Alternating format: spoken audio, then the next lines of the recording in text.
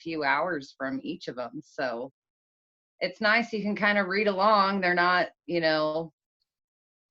ignoring any questions as far as I can tell. But Yeah, what they did are. you think?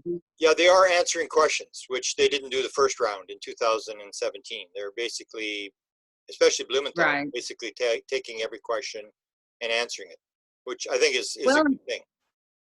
I was excited as well to see they did an interview with Project Unity. So that was really nice, coming off of the panel the other night, to turn around and, hear them talking about the articles. So, but I did like this article. It's kind of giving in some ways. I was just starting to take some notes on it, really, because I had a full work day as well. But what did you think? You kind of start off. I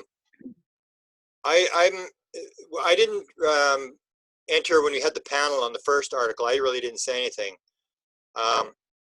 I was kind of disappointed in the first article, and this one, it's sort of like an extension in terms of like what was really added. All they basically added was the fact that Eric Davis had given a classified briefing saying that they had crash debris.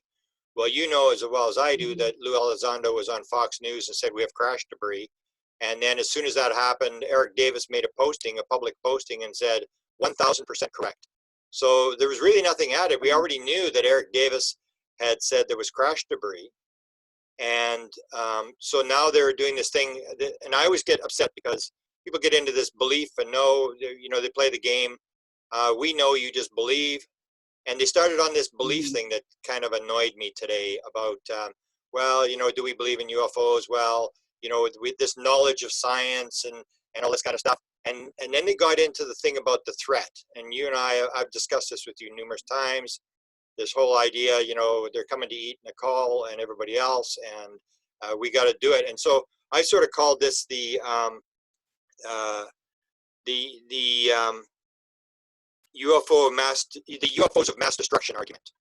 And if you remember back in the Second Gulf War, and this story you may not know, and that's what I think, and I'll talk to you about a letter that Ron Pandolfi has just put out today.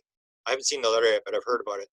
And so basically in the first Gulf War, we went in there and we bombed the living daylights out of the place, and knocked the water out and the electricity out, and all these kids got dysentery. And then Madeleine Albright, who's the Secretary of State, goes on 60 Minutes, and she's confronted with the fact that 500,000 children died, and she said, "Oh, that was justified. I agree that that happened, and it was justified."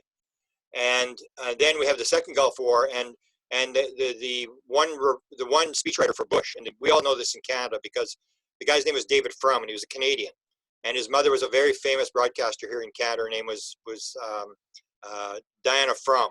She was on the Canadian Broadcasting Corporation. So he tells the story, and he ends up getting fired for this. His wife leaks this story that the Access of Evil speech was actually David Frum, and that the head speechwriter in charge of speechwriter had gone to David Frum and said, find a justification for war. And that's where he came up with the Access of Evil, Iran, Iraq, and North Korea. And it was to find the justification. And when his wife made this public in an email, that her husband had come up with this Access of Evil thing that Bush had put in his speech, he was immediately fired. It's like the president came up with this, you did not come up with this. It's that whole idea. And so the idea that I've talked to you numerous times about is this idea, is this an evil phenomenon? And the New York Times seems to be playing into this this thing where it's a potential threat. And if they're talking about belief, well, that's an absolute belief, because as far as I'm concerned, you have Melinda Leslie, who had a number of conversations with Jim Semivan, and she said Jim Semivan said on 4 occasions, this is not a threat. We know this is not a threat, and yet they're playing this game. So to give you an update on this letter, and I haven't seen the letter yet, but Ron Pandolfi, who actually provided this transcript that is out about this psychic talking about the portals and stuff like that. It was actually Ron Pandolfi who put that out. And Ron, from day one, has accused all this to the stars and all this stuff as being what he calls a techno scam. And he says this happens all the time. They target very rich people, and they go and they convince them that they're on the edge of a discovery. And he's come forward today. If you saw the posting I did a few days ago, I did a posting about Joe Firmage with the bouncing box. And of course, it got a lot of stuff. And then what's his name? The guy that's one of the guys that runs Brandon Fugel from Skinwalker Ranch comes on and said, this video is from 2010. This is an absolute, we disproved this thing, and Joe is busy trying to promote this, and he's legally, responsible, and just really hammered the whole thing. So I heard that Ron had put out a letter defending Joe Firmage. And what he says is that Joe Firmage was taken to the cleaners by Hal Puthoff.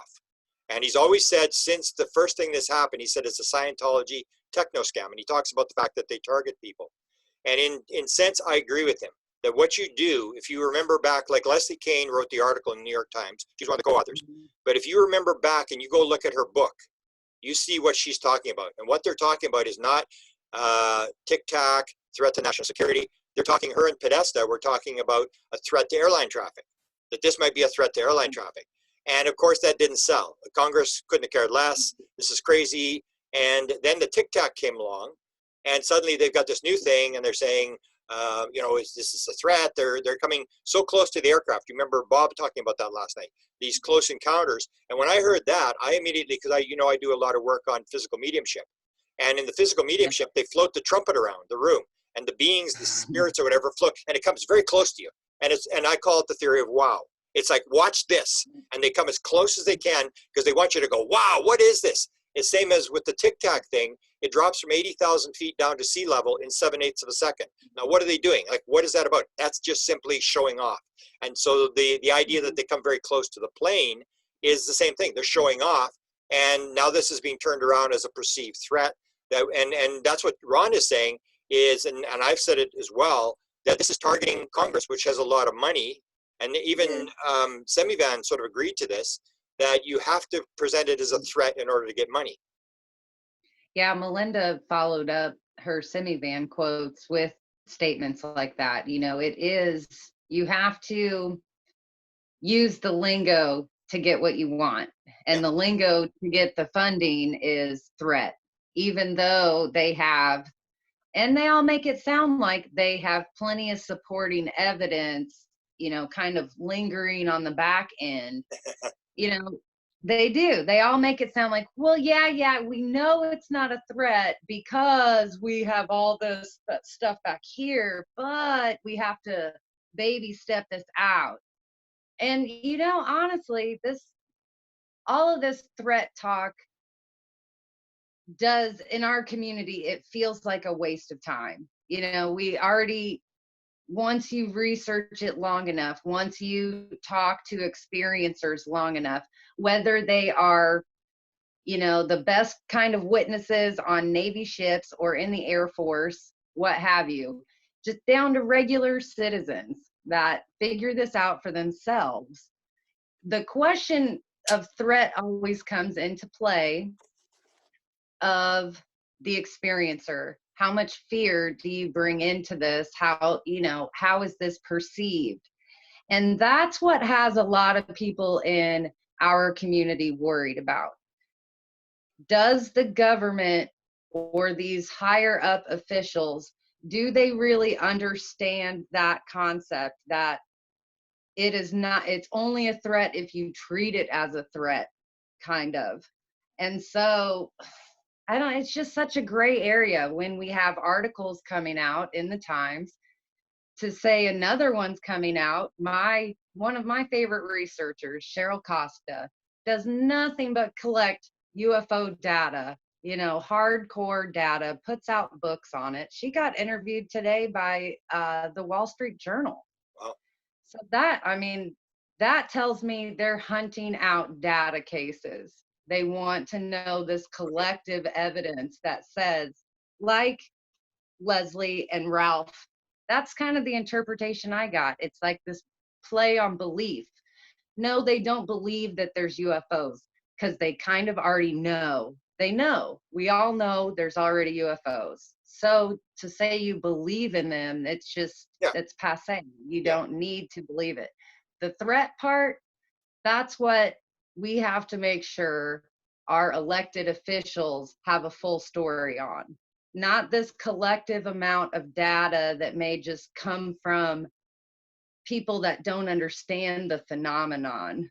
And The problem with I that was is the same as the weapons of mass mm, destruction argument with the mhm, Second Iraq War was they're mhm, going to make it look like, and you don't get to go in and brief the Congress. That is these people who are right, trying to get money. So they're going to go in and they're going to mhm. present it as this potential threat. You got footprints going through the living room and all these kind of scenarios. Well, And they're trying to almost like sell it as the weapons of mass destruction. That's why I call it the UFOs of mass destruction argument, that they're trying to sell it well, because they need money. If they say this isn't a threat, there's no money, the game is over, and please leave and don't let the door hit you on the way out. well, here, Grant, I just want to point it out, but please, I don't need any grief over it. I don't even want to make this statement, honestly. But isn't this dinging bells of what Greer always says about there's going to be a false flag operation? It's going to be a false flag. Well, isn't this false flag just the falsity is that it's a threat and we're treating it as such? So I And don't know. and I don't want to say Pandolfi says they've been running this. So right. one of the people they went after, and he's named the people. There's this guy who owns Mhm. Chicken Church or something in the States, some rich guy. They targeted him, and they targeted Bombardier in Canada, who's a billionaire, and they target these people, and they're everybody's looking for money. And that's why he called it a techno scam. And he said this right from the word go, that this is a scam to get money. And the more I look at it, the more I think, yeah, because to me, there simply is no threat. Or if you even go back, I mean, 1890s, there was the UFOs, the ships were flying around. There's actually Right. a map that was produced by Project Blue Book in about Right. 1949 that has all the overflights of Hanford, Los Alamos, big um, Mhm. Air Force bases and stuff like that. And they were portraying it as this threat already. They knew that the UFO phenomenon was very interested in nuclear weapons, in our technology and this sort of stuff. And if you're in the defense business, you have to present it as a threat. And if you even take a look at what George Knapp said, and I may be misquoting him, but I believe he said that the Russians were told do not engage. And we're playing the opposite role, is we're going to take these on. And in a book called Alien Documents, I have from the Stanton Friedman files, I have the whole thing with the Cubans who tried to decide they were going to engage, and how they lose the jet, that we're putting people in a position where a lot of people are going to die because we have the ego that thinks we're going to take this thing on. When you see something drop from 80,000 feet down to sea level, you better be careful, what guns are pointing at this thing. And even you go back to 1948 with the Mantle case. Mantle was trying to chase this thing, and he got up too high and he lost the oxygen and he ended up dying. And 1950s, Stanton Friedman talks about in the one book that he helped co-author, that we lost piles of jets because we had this idea that we're going to go shoot it down, or even the Tic Tac thing. So when the Tic Tac comes, and I tell the story, like they say, they're in our, what was the word? There's a word used today, our sovereign airspace. Well, off the coast of California is, to me, is Mexican airspace. It was stolen from the Mexicans in 1848. And even if it wasn't the Mexican airspace, it's not sovereign airspace. Nobody owns the airspace. And it was in international waters. So we have these UFOs are out there fishing or sightseeing or whatever they were doing. And suddenly they're being engaged by F-18 jets. And and according to Eric Davis, they were told to lock on, which means take them out. And they didn't have any weapons, and they were told to lock on. Yeah. So we have this idea that we're gonna shoot these things down. And we should know from the history of ufology that that's a very dangerous thing to start. That they've got the technology, and if we want to play this game that it's our airspace, it's nobody's airspace. It belongs to nobody, and we have to realize that we're playing a very dangerous game that's going to involve a lot of pilots losing their lives. Mm-hmm. Now, I'll table that question. Never mind. Yeah, That'll be the further thought. Well, I mean, talking about, these interactions, and we've heard about the Navy, has new protocols for how even these things are going to be reported. yeah. But I don't think we've ever heard about what those protocols are. And I mean, like you said, at some point they're told to engage or lock on, or even like from the Nimitz videos, they were trying to lock on with their cameras.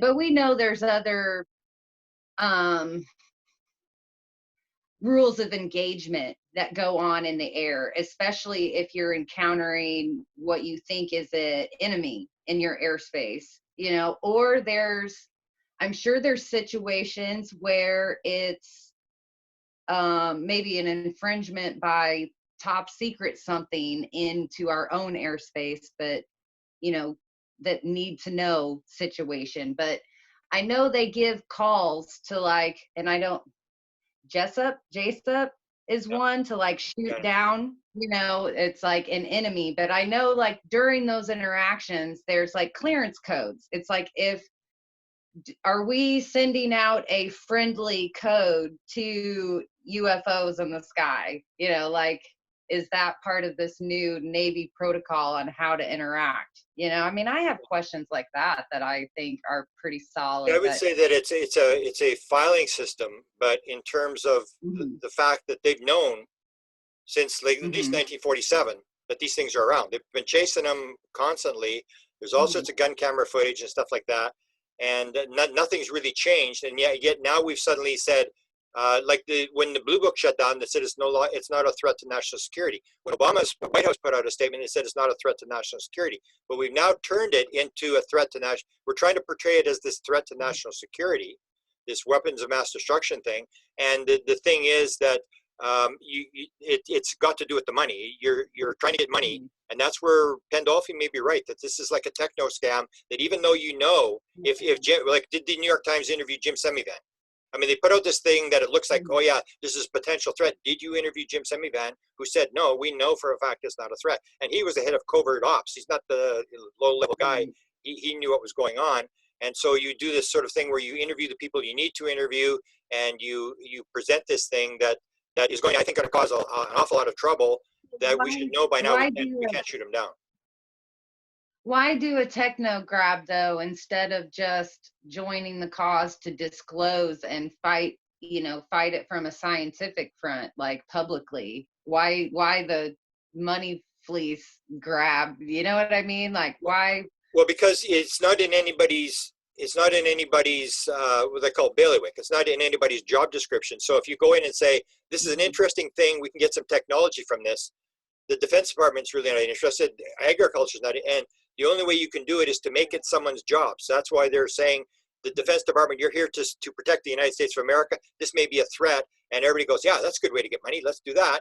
And yet, behind the scenes, everybody knows that this is just a scam. This is just a scam to get money because Congress has a $736 billion defense budget, and there's a lot of money there, and we can get some money. And they may be in the end going to be doing some research or whatever. But when you start to talk about, and I'll do this thing with the Cuban jet, I'll tell the whole story about what happened to the Cuban jet. When you get into this stuff and you try to engage this as a threat, you better be careful what you're doing, because we've been trying to shoot these things down for the last 75 years, and we've lost a lot of pilots by doing it. Right. Well, and that's, when you take it from interactions at that level to what you hear from experiencers in groups or face to face, and it's like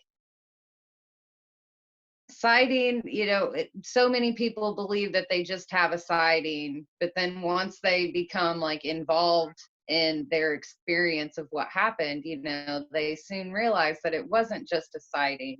And it makes me wonder, like, if people like, the Nimitz crew, these guys favor these guys up in the air that saw this, that experienced these craft, if it's part of like a post-traumatic stress, like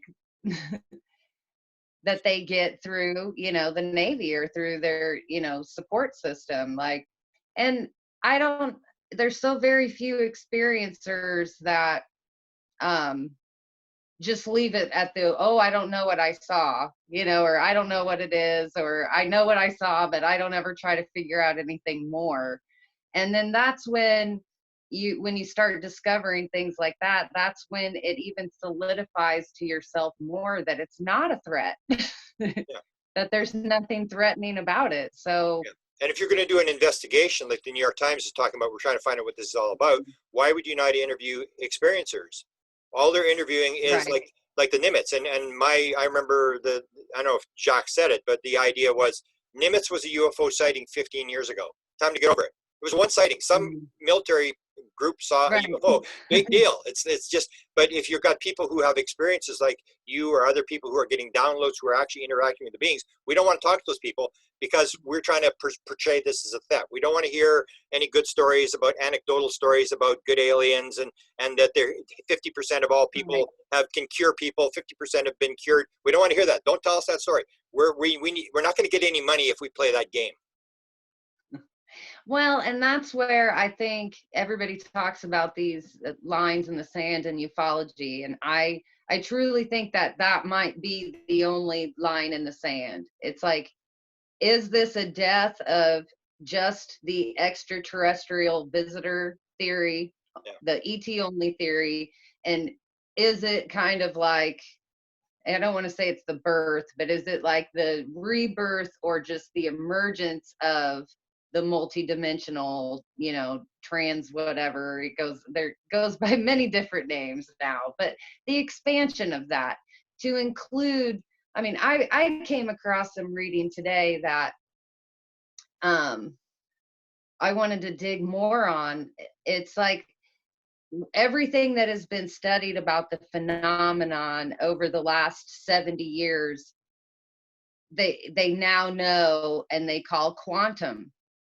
It's this quantum world of science. So this phenomenon that we talk about across the board, not just in ufology, but in physical mediumship and etc.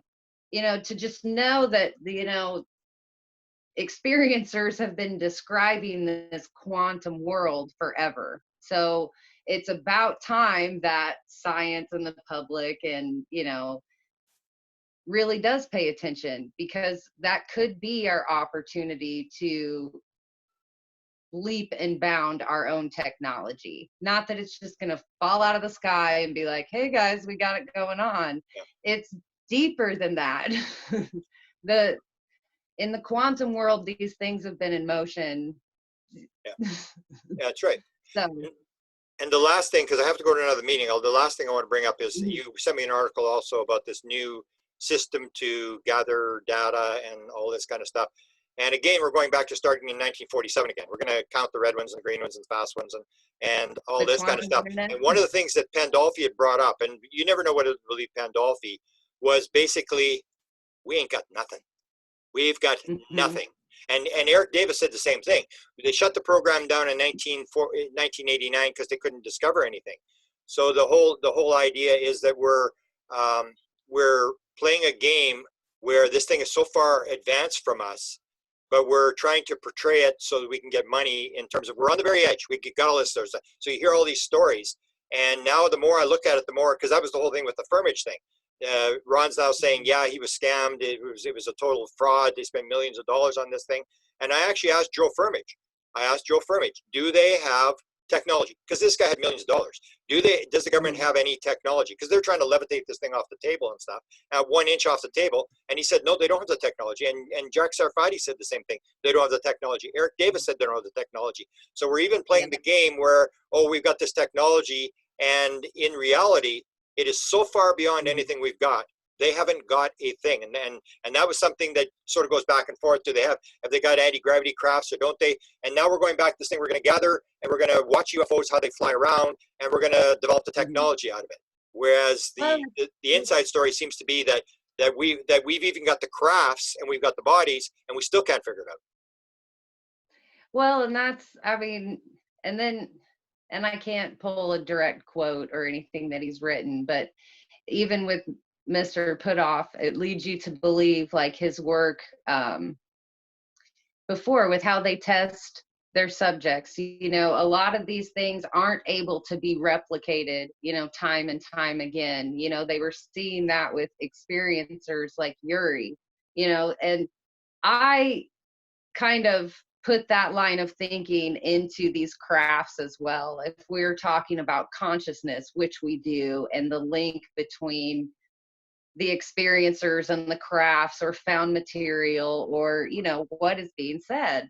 And so it's natural for me to go there and kind of see that kind of line of thinking with this technology as well. So if they don't have that figured out, or if it works like a sitting circle if there's one person in the 30 people test group that, you know, doesn't believe it's going to work, or does it tank the whole experiment? You know, there's things at play here that people don't truly understand yet either. And with that and some of our other discussions, how about I leave you with a wonderful quote from Jacques Vallée from Witness to Another World. There you go. Okay.